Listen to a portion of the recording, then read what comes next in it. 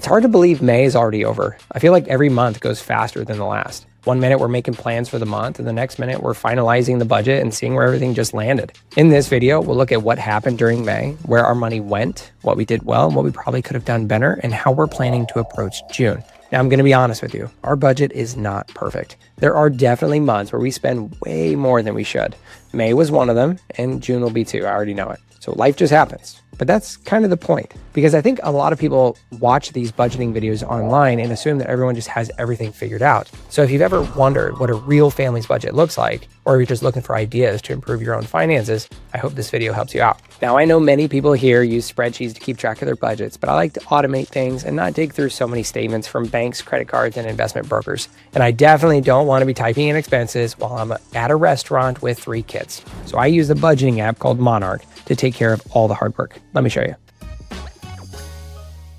Okay, now I purposely didn't go through a few of the transactions because I wanted to show you how easy it is every morning when I wake up, and there's just a few reminders. So you'll see a little notification bell here. There will be some that are white and all lit up. So it says, oh, hey, we found this transaction from Rocket Mortgage. Looks just like the mortgage that you've been paying for a few months now. Do you just want to review it and confirm it? Mark as reviewed, on to the next. And that's it. You just go down here, look, it says, yep, Paramount is subscription, dentist was a dentist bill, and that's it.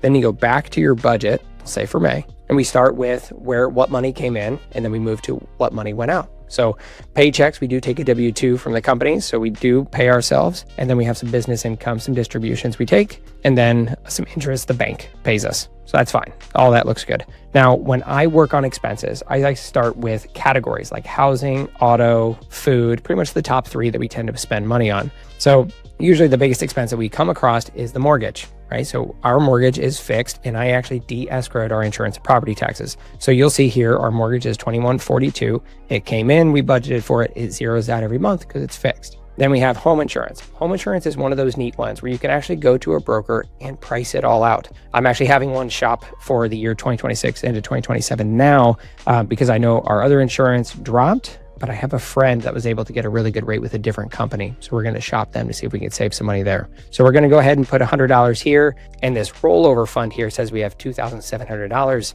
waiting for when that property insurance bill shows up. And then we make the payment and it zeroes out or even have a little bit left over. Gas and electric was way down. We usually budget around 200, 250, and we only had 56 hit. So we matched it. Water, it's roughly about the same in the spring as we turn our irrigation on. So $155, $160. Then home improvement here. This is a budgeting item that I've been meaning to put more attention to. That's why you see $1,000 here. We have some renovations we like to plan, some improvements we want to make to the house. So we did end up spending a little bit of it, $550 this month, but we do have $1,000. So that just goes into this rollover fund to help build a nest egg specific to home improvement, home maintenance. Then we had pest control. We budget because they bill every other month. It's kind of weird. So I want to flatten that out from all the dips. So I budget $64 a month, and then every other month, $127 gets billed. Lawn care, we pay to have lawn care done, so we have $63 there. So as we scroll down here, we have car payments. Auto is the next category. So between your car payment, your insurance, your maintenance, registration, gas, this is the biggest wealth killer in America right now. I think the average car payment that people take out is over $700 per person. So for a family of 2 adults, you're already talking $1,400. That's almost mortgage more than some people pay in rent. So we have made it a point to not carry a car payment. Instead, if you want to save up for like a new model, or if you know you're going to be replacing it in 5 years, you would actually start a rollover fund ahead of time. So that way, when you walk into the dealership, you have some negotiating room and you have a budget that's already made with say $10,000 or $20,000 for those of you that saw our savings challenge to buy my wife a new car just a few months ago. So then you have auto insurance. We put $200 here. We are having our broker go and shop it around for us, but we know this usually gets in the ballpark. So once a year when we go to pay it in bulk, because you do get a discount when you do that, it's already saved up ahead of time and we're not too worried about it. Then auto maintenance, you know something's going to happen. If you remember our October video at the very end of the month when we're getting ready to make this video, we had something happen with a car and it was $1,800. So it is what it is. So we set aside $100 to $200 a month for this rollover fund specific to car maintenance in case anything happens, or if we have to do an oil change on my wife's car.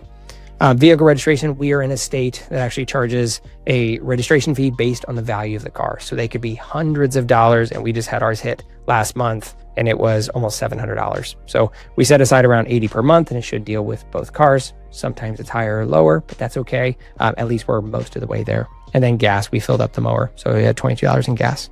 Now, I specifically left these regs. I want to show you how we zero the budget out. So we budgeted $700 in groceries. We only spent $580. So I'll go ahead and lower this number and uncheck this box because we don't want to make that change for all future months. And then you'll see this zero out. Same thing with restaurants. We ended up going a little over, which is fine, $3. Unchecked. We don't want to raise this budget every month. And then for fast food, instead of 200, we spent 250. So again, I'm not too worried about it because we didn't spend as much in the groceries category. So as you scroll down, you have your bills, your subscriptions. This is one that we've actually saved a lot of money on. This used to be over $100 and we've just canceled some, or if you are paying for some and you go to cancel the subscription, sometimes they give you a better deal for a few months and then you can cancel in case you have a show you want to watch. So if you know you're running into the last season of the show and they're not going to continue, just try to cancel the subscription and, see if they give you a deal. You don't have to go all the way through to the cancel button to sometimes get the deal. So we're going to make this go down to 81 and zero out this budget.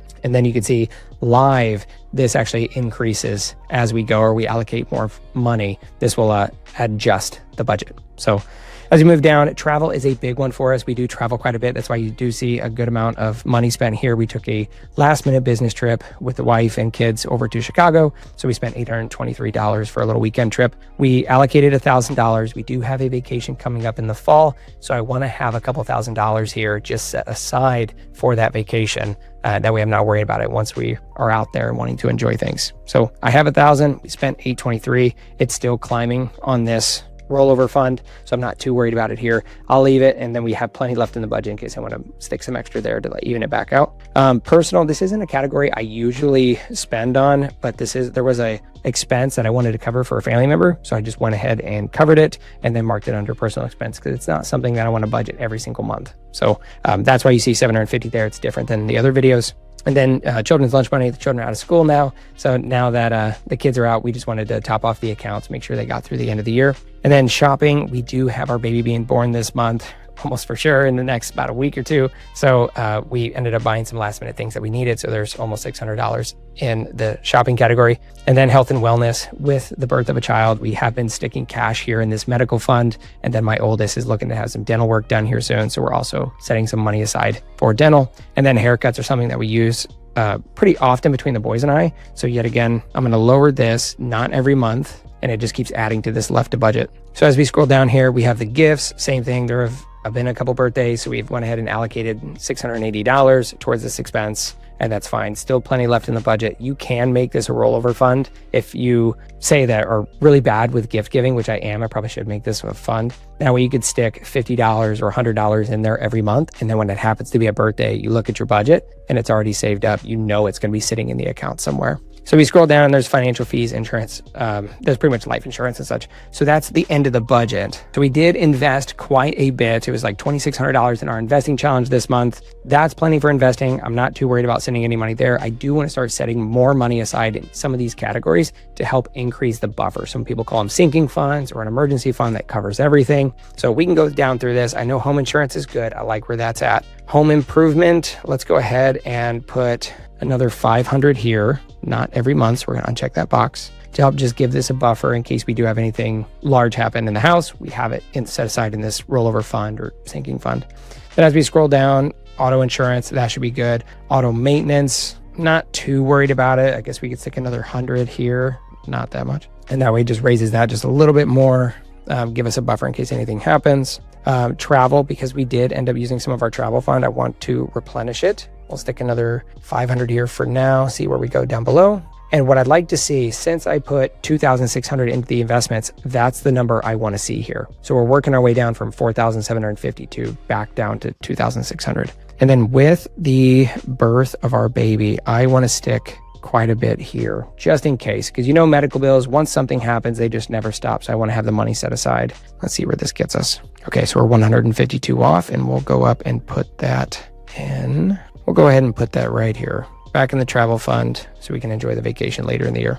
And we're back down to 2,600. So when you take a budget all the way to zero, so 2,600 here is what we invested. It doesn't necessarily pull it out unless I move that chunk of money back into the brokerage account and we could zero this out. I tend to be doing just fine, just knowing that the number's here, and then I could send in a bulk amount later when I feel like I need to. So $2,600 is zero to me. This is called a zero-based budgeting method. I know YNAB, Every Dollar, those budgeting apps use this sort of method, but you can do it within Monarch and you have a little bit more flexibility because you don't have to. If you want to carry a buffer and leave it at say 3,000, 4,000, and you know you're positive for the month, that's fine. You don't have to reallocate. I recommend it just so you know when you're looking in your phone and you see what you have to do, it's right there in front of you. So you're like, oh, I had this gift pop up and I totally forgot about my cousin's birthday and I have to go buy a gift. I have money in the gift fund. Or home insurance came due and you're not worried about this giant thousands of dollar bill, then you're fine. You have it already set aside in this rollover fund. That's why I really enjoy Monarch Money. So that's how May ended up looking for us. Some categories were better than expected. Now, some were definitely higher than I'd like them to be, but overall, I'm pretty happy with where we're headed because the goal has never been about perfection. The goal is simply making a little bit of progress every month. Make sure we are saving some money to tackle life now and invest some money to tackle life later. And honestly, that's one of the biggest reasons I like using Monarch Money. It makes it really easy to see what's happening without spending hours inside of a spreadsheet. And I'm telling you, after it's set up, it takes maybe 1 minute a day to stay on top of. And if you've been looking for an easy way to budget, I'll put a link down below where you can save 50% off your first year if you want to use Monarch. You don't have to. I'm not pressuring you. I just want to be able to save you some money where we can. And if you're someone who's trying to get ahead financially but feels stuck, I am a financial coach and offer one-on-one coaching as well. We can go through your budget, your savings goals, your debt payoff plan, investment strategy, whatever your financial questions that you have. For the YouTube audience, you can use the coupon code SHIELDLINE to get 50% off a coaching session. Otherwise, I'd love to hear from you in the comments. Thank you for hanging out with me, and I'll see you in the next video.